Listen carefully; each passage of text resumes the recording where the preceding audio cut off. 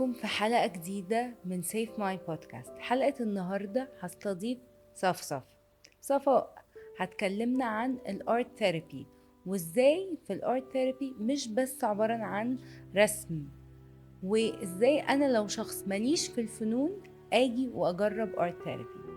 صفاء ازيك؟ اهلا بيكي. انا عايزة ابتدي بصفصف، دي جت منين؟ هو انا اصلا اسمي صفاء، بس اصدقائي واصحابي وكده بيحبوا يقولوا لي صفصف، وبحب خصوصا يعني اسم صفصافه، يعني فبحس كده ان هو ليه جاي من يعني الصفاء كده بالظبط. عشان كده سميتي البيج بتاعتك بالظبط صفصاف. صفصف. اوكي.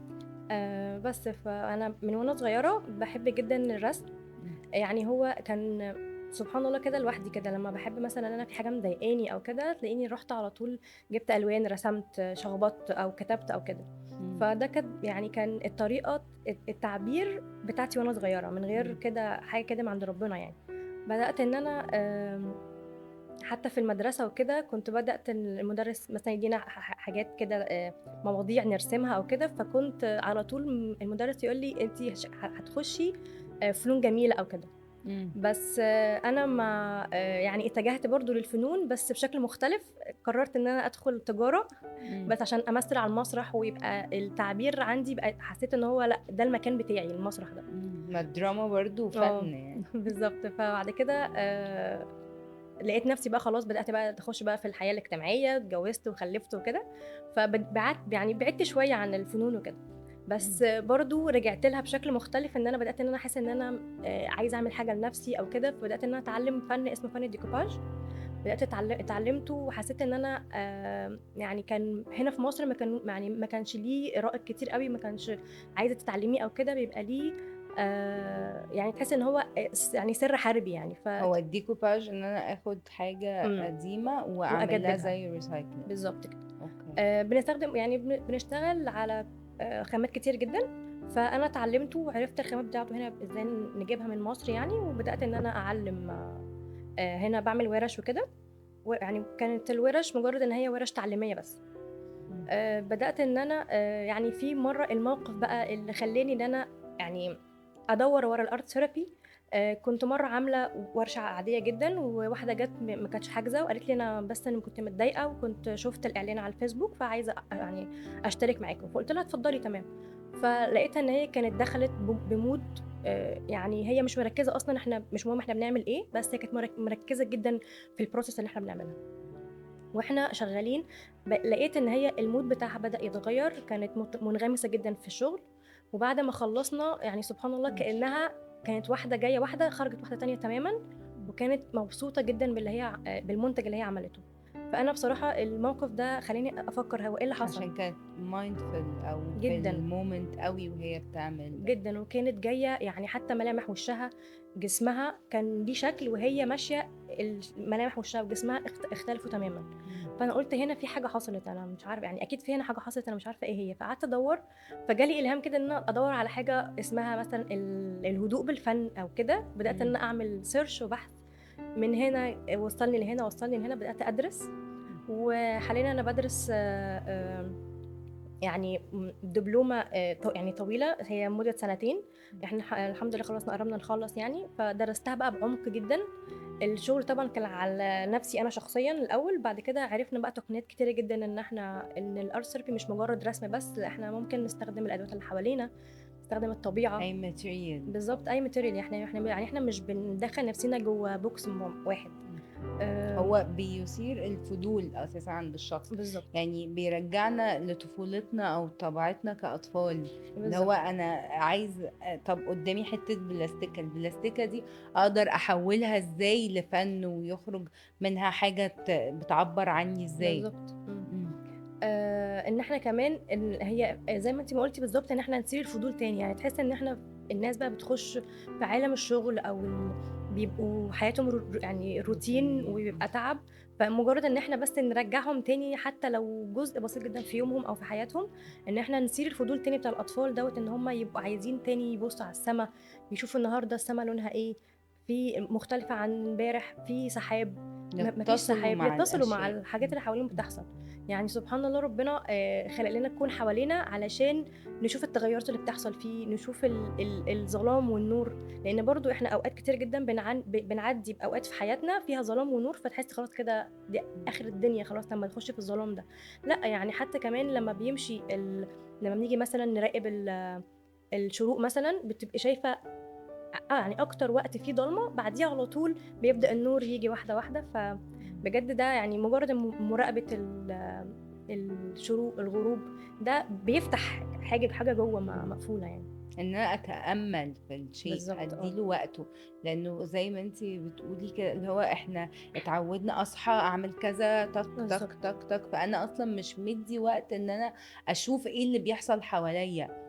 مع ان انا بس الاحظ انا قاعده فين، المكان ايه، في ايه، ده لوحده كفيل انه يهديني ويخليني ابقى افتح باب ان انا ابقى مستعده ان انا استقبل رسائل مختلفه. بالظبط. مم. كنا اتكلمنا قبل الحلقة عن ان ازاي الفنون بتخلينا نأكتيفيت الحواس او نستخدمها بشكل فعال اكتر. قوليلي من وجهة نظرك كارت ثيرابيست، ازاي الارت بيشتغل على الجزئية دي؟ الحواس هي بوابة يعني للعالم الخارجي بتاعنا.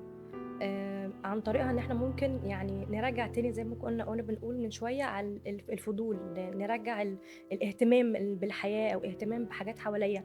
ممكن يعني مثلا وانا مثلا باكل مثلا بتغدى، ممكن اكل كده بسرعة بسرعة، لا ممكن كمان ان انا اختار نوعية الاكل اللي انا باكله، استطعم الاكل اصلا واديله الحق يعني، افصل اي حاجه حواليا وانا باكل اديله وقته هو الاكل دوت يعني احس كده الطعم اللي انا باكله طعمه مم. ايه، هل في اطعام مختلفه. لان انا يعني زي ما تقولي كده كاني بجيب يعني قطعه من بره بدخلها جوايا، مم.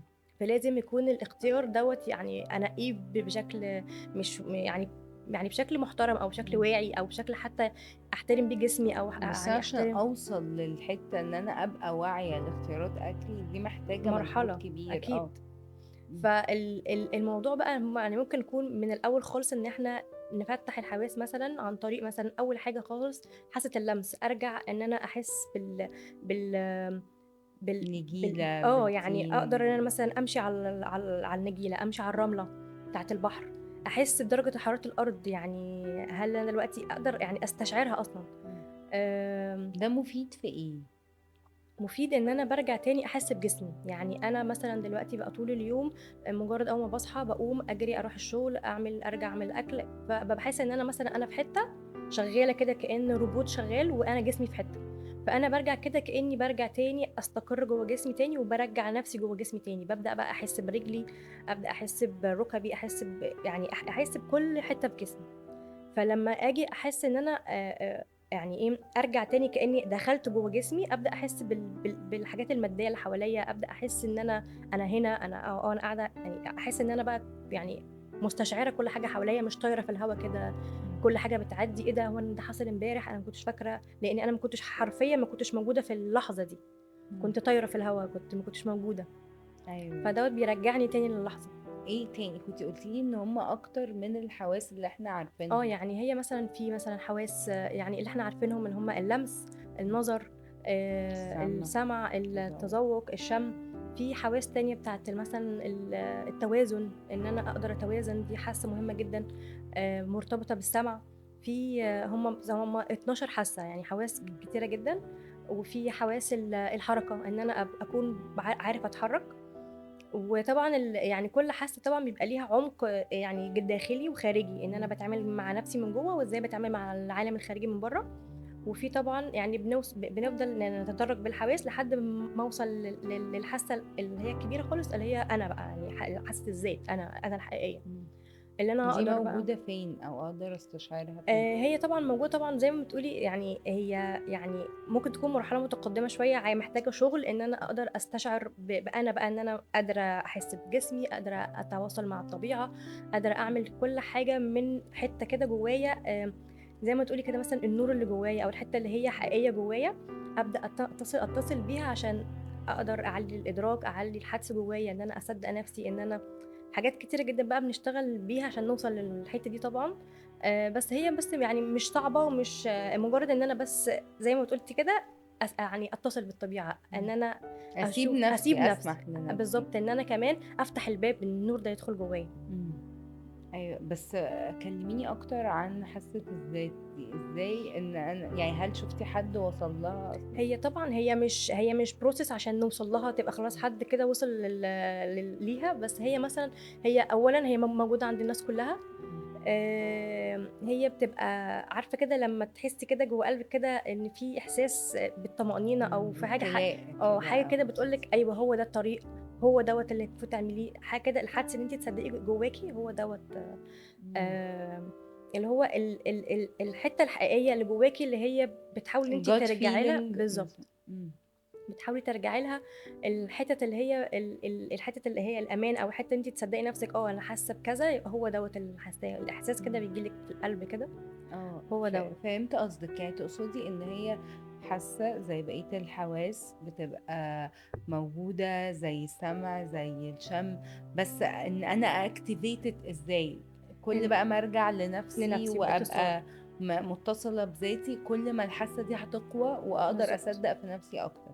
ان انا اتصل بنفسي ويعني اتصال داخلي وخارجي بالطبيعه كمان، مم. بالحاجات اللي حواليا، ان انا ارجع يعني ادي لكل حاجه حقها، يكون في يقظه، وانا مثلا باكل، وانا بلبس، وانا ماشيه مثلا في الشارع، رايحه مثلا مشوار، مش همشي على طول، لا مثلا النهارده مثلا هقرر ان انا هركز مثلا مع اللون الاصفر، فابدا ان انا اشوف مثلا الشجر لونه فيه ورد اصفر، ده في عربيه لونها اصفر، ابدا اركز مثلا مع الالوان شويه، اركز مع السماء. يبقى كده في اتصال كده، ان انا يعني حاضرة. ادور واحاول ادور على الجمال حواليا، يعني ايه الحتت الجميله اللي حواليا، وابدا كمان اخلقه، احاول ان انا اخلق الجمال وادور عليه حواليا. عايزة اسألك، كنت قلتيلي ان ارت ثيرابي مش بس رسم، امم واتكلمنا عن فكرة الطبيعة وإن احنا ازاي ندخل الطبيعة. قلتيلي كمان الحركة، ازاي بتستخدموا الحركة جوه الارت ثيرابي؟ الحركه احنا ممكن يعني نخلق ايقاعات، لان الايقاعات اللي هو التناغم ان يبقى فيه كده ايقاع دائم يعني جوايا وحواليا، ده مهم جدا. يعني كمان يكون في رتم ثابت احنا بنبقى شغالين عليه، ده برضو بيبقى مهم. فان احنا نقدر ان احنا نخلق ايقاعات او مثلا حركات بجسمنا، ده برضو يقدر جدا يساعد. يعني guided movements، ولا انتي بتقولي لهم ممكن كل واحد يتحرك براحته؟ يعني ممكن ان احنا مثلا يبقى جايدد، وممكن يبقى في كده حته بتبقى حره، ومثلا نبدا ان احنا مثلا نتمشى، نسرع المشيه، نبطئها، نبدا ان احنا نحس بكل حته في رجلينا على الارض ماشيه ازاي، نبدا ان احنا يعني يكون في حركه من اول حته في رجلينا لحد راسنا خالص، يعني بيبقى من كل حته في جسمنا بنحس بالحركه فيها. اوكي، عايزة اعرف اكتر منك، انتي مين الفئة اصلا المستهدفة بتاعتك؟ ستات، ناس كبيرة، اطفال؟ هو طبعا احنا نقدر نشتغل مع اي فئة، بس يعني مش عارفة، انا بميل اكتر اللي ممكن للناس اللي بتبقى قدي مثلا، مش عارفة ليه، بس بحس كده يعني بحب ان انا بحس احنا فاهمين على بعض، بحس ان انا مثلا الظروف اللي بنمر بيها بتبقى متشابهة، فحاسة ان احنا يعني مثلا بتبقى المواقف اللي بنمر بيها بتبقى قريبة من بعض، فبحس ان احنا بنبقى يعني فاهمين على بعض كده. بس برضو وبنستفيد من بنستفيد من تجارب الناس. تجارب بعض، بس بالظبط يعني.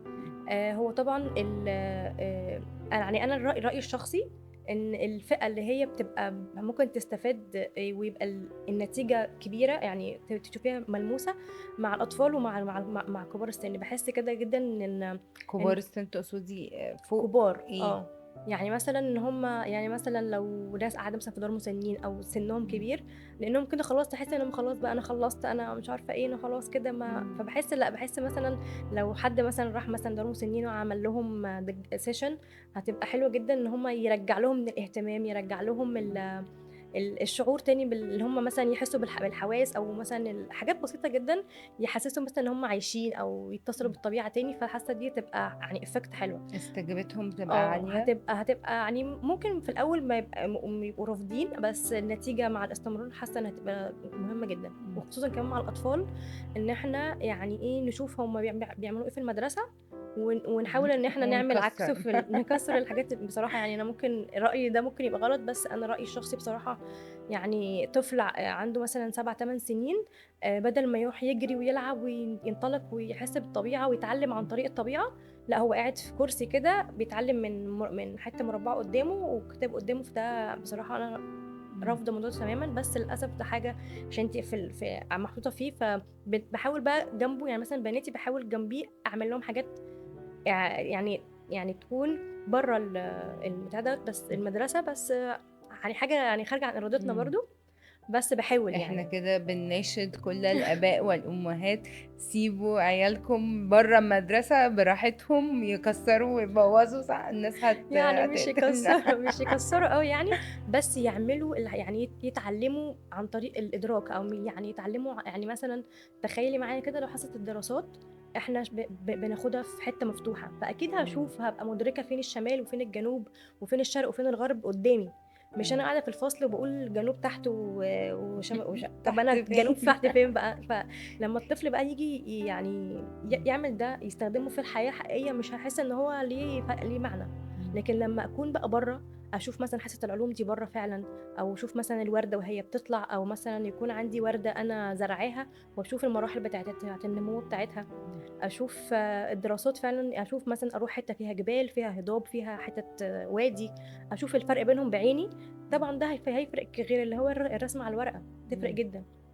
ايوه، في مدارس بتعمل كده، بس برضو يعني بشوف انه محتاجين بالظبط، يدخلوا ده حاجات اكتر عندهم، يعني يبقى بدل ما هو مرة كل شهر، لا تبقى الرحلات اكتر.